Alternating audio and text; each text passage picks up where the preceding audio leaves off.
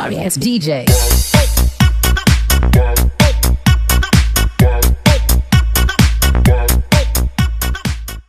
Assalamualaikum warahmatullahi wabarakatuh. Perkenalkan, nama saya Rahmat Hidayat, program studi ekonomi syariah semester 5 Institut Al-Hikmah Indonesia. Pada kesempatan kali ini di sini saya akan menjelaskan materi mengenai analisis sistem informasi akuntansi penerimaan kas dalam meningkatkan sistem pengendalian internal guna untuk menyelesaikan tugas mata kuliah sistem informasi akuntansi yang diampu oleh Bapak Basakib Eskom MAK. Oke, selanjutnya kita masuk dalam materi.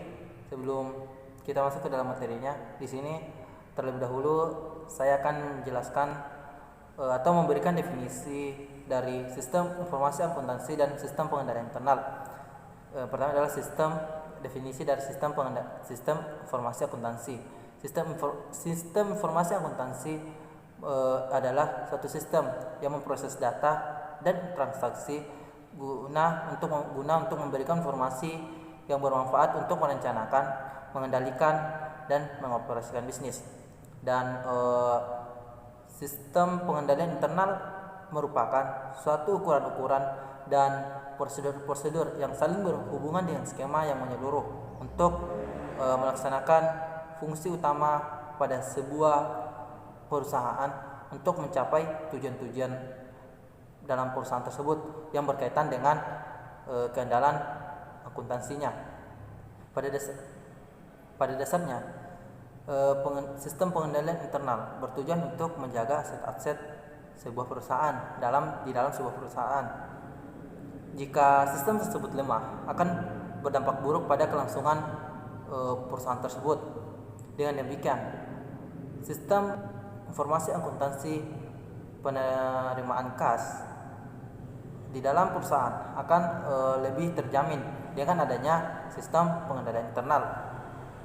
Yang saya jelaskan sebelumnya tadi itu merupakan sebuah pengantar dari materi analisis sistem informasi akuntansi penerimaan kas dalam meningkatkan sistem pengendalian internal. Dan selanjutnya kita masuk ke dalam materinya. Kabuhung 2013 mendefinisikan sistem informasi akuntansi sebagai sistem yang berfungsi untuk mengumpulkan dan menyimpan data tentang segala kegiatan-kegiatan atau aktivitas-aktivitas yang dilaksanakan atau dilakukan oleh di dalam sebuah organisasi dan mengubah data tersebut menjadi sebuah informasi yang berguna bagi pihak manajemen dan perencanaan dan menyediakan pengendalian yang memadai untuk menjaga aset-aset tersebut, untuk menjaga aset-aset yang terdapat dalam sebuah perusahaan atau sebuah organisasi. Ini itu adalah definisi dari kas.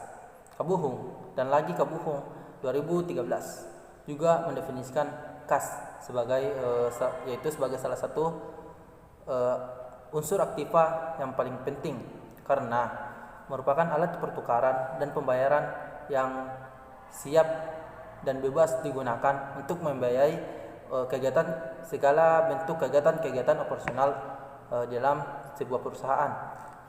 Dan pengendalian internal merupakan salah satu cara yang dilakukan atau yang diterapkan oleh sebuah perusahaan untuk mengawasi dan mengamankan setiap aset yang dimiliki oleh perusahaan tersebut atau di dalam organisasi tersebut.